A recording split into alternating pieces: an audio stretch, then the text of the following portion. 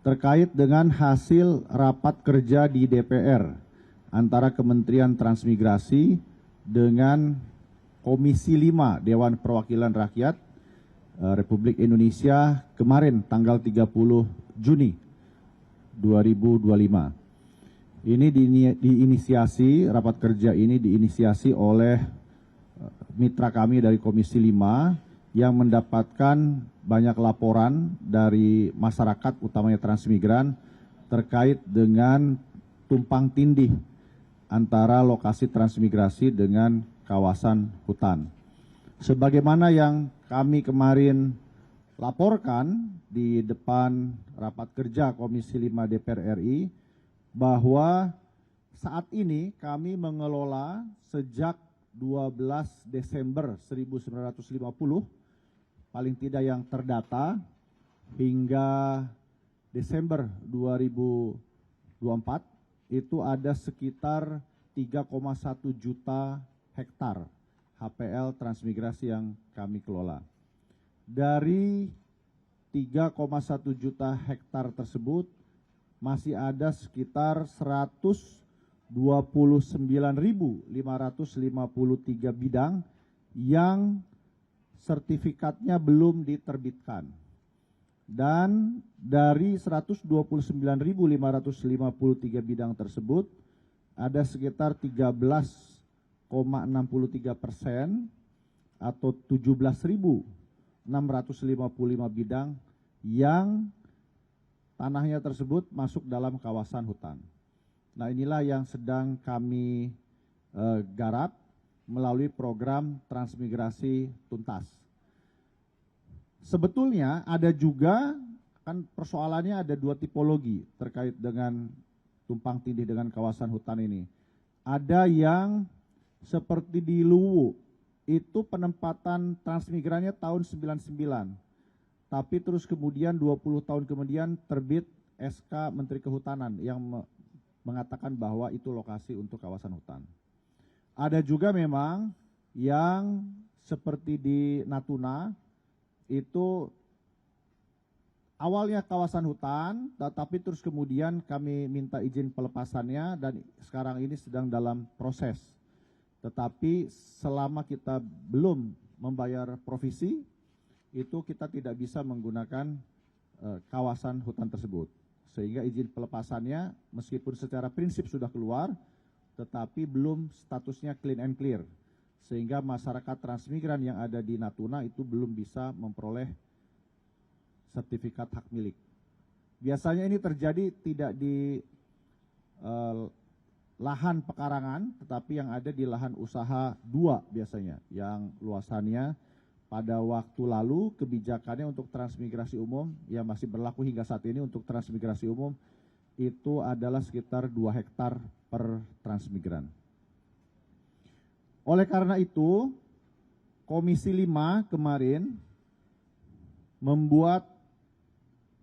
bersama dengan kami membuat satu kesimpulan hasil dari rapat kerja itu adalah terkait dengan bahwa untuk, sebentar saya bahasa hukumnya. Kalian ada catatan itu ya? Handphone saya mana ya?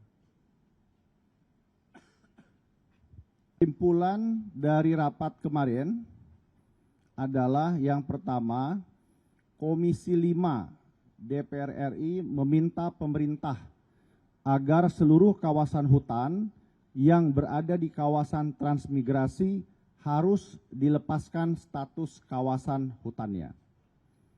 Saya ulangi, Komisi 5 DPR RI meminta pemerintah agar seluruh kawasan hutan yang berada di kawasan transmigrasi harus dilepaskan status kawasan hutannya. Kemudian yang kedua, Komisi 5 DPR RI meminta Kementerian Transmigrasi untuk menyusun peraturan dan petunjuk teknis secara lebih rinci dan spesifik tentang mekanisme serta organisasi penyediaan tanah permukiman transmigrasi sebagai bagian dari pembangunan untuk kepentingan umum. Yang terakhir, Komisi 5 DPR RI meminta Kementerian Transmigrasi untuk meningkatkan koordinasi antara kementerian, lembaga, pemerintah daerah, dan masyarakat adat dalam rangka mensinkronkan kebijakan, data, dan mempercepat proses legalisasi hak atas tanah. Ini yang akan segera kami tindak lanjuti. Tadi pagi kami sudah bicara dengan Menteri Kehutanan. Secara prinsip Menteri Kehutanan juga setuju untuk membantu masyarakat transmigran yang mendapatkan kesulitan untuk terbitnya SHM karena berada di kawasan hutan. Inilah yang ingin kami sampaikan kepada seluruh masyarakat transmigran yang saat ini kesulitan mendapatkan sertifikat hak milik karena masih berada di kawasan hutan. Kami akan membantunya. Kami sediakan nanti fasilitas, aplikasi bisa melalui website juga, laporan pengaduan kepada Kementerian Transmigrasi sehingga nanti kami akan segera melakukan inventarisasi. Mana yang kita mulai dari yang paling ringan terlebih dahulu. Mana yang betul-betul seperti kemarin contohnya di Sukabumi. Di Sukabumi itu ada juga transmigrasi lokal yang sudah 24 tahun itu belum memiliki sertifikat. Alhamdulillah kemarin 642 KK, total bidangnya 1.240 bidang, itu sudah kita terbitkan SHM-nya atas bantuan dari Kementerian ATR BPN. Karena kementerian yang berwenang untuk menerbitkan sertifikat itu adalah dari ATR BPN. Untuk diketahui juga oleh seluruh masyarakat bahwa persoalan lahan ini menjadi prioritas utama Kementerian Transmigrasi. Karena kalau tadi kami sampaikan ada 17.000 bidang tanah yang belum disertifikatkan dan masuk kawasan transmigrasi, kami meyakini lebih banyak lagi yang sudah bersertifikat tetapi masuk dalam kawasan transmigrasi. Kawasan hutan.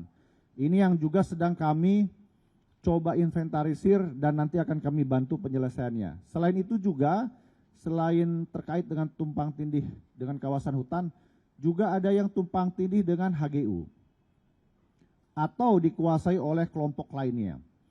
Ini juga yang kami dengar suara-suaranya dari seluruh penjuru Indonesia dan akan kami segera prioritaskan pelaksanaannya. Ini adalah menjadi amanat dari Bapak Presiden Republik Indonesia, Pak Prabowo Subianto. Bahkan beberapa persoalan lahan ini ada yang sudah berlangsung sejak dari tahun 1968. Ada di Kabupaten Lampung Selatan, di Kampung Trans Tanjung. Ini juga yang sedang akan kami kerjakan dan kami akan menjadikan prioritas. Berikutnya, rekan-rekan media sekalian, yang ketiga, kami juga akan melaksanakan rapat kerja kembali dengan Komisi 5 DPR RI pada tanggal 7 Juli untuk membicarakan terkait dengan anggaran. Saat ini anggaran sesuai dengan pagu indikatif yang dimiliki oleh Kementerian Transmigrasi itu adalah sekitar 83 miliar rupiah. Awalnya 122 miliar rupiah, kemudian mengalami efisiensi menjadi sekitar 83 miliar rupiah. Setelah kami paparkan konsep rencana ke depan dari Kementerian Transmigrasi pada bulan Februari, tepatnya 18 Februari 2025, kami mengajukan anggaran sekitar 2,55 triliun masuk dalam ABT, anggaran belanja tambahan, yang sumber dananya dari BABUN. Namun disetujui langsung oleh Bapak Presiden, kami mengucapkan terima kasih dan apresiasi kepada Bapak Presiden. Namun dalam pelaksanaannya itu membutuhkan waktu, karena kami kementerian yang baru, maka regulasinya itu harus diperbaiki terlebih dahulu. Ada permen-permen yang harus kami benahi, agar sesuai dengan semangat transformasi transmigrasi. Dan memang aturan-aturan pelaksanaannya itu harus sudah mulai mengacu kepada peraturan Menteri Transmigrasi. Dalam konteks membutuhkan waktu itu, kami terus bekerja sama dengan Kementerian Keuangan yang sangat suportif juga, dan sudah melalui tahap pemeriksaan dan penelaahan di BA-Bun, kemungkinan minggu depan akan turun DIPA-nya, pagu indikatif baru, yang sebagai kisi-kisi begitu, kemungkinannya tidak di angka 2,55 triliun karena kami kembalikan kepada Kementerian Keuangan, ada yang kami pangkas sekitar 800 miliar rupiah. Mengapa demikian? Karena ini sesuai dengan semangat kami semua atas arahan Bapak Presiden. Satu adalah mencegah kebocoran anggaran, kemudian yang kedua juga efisiensi.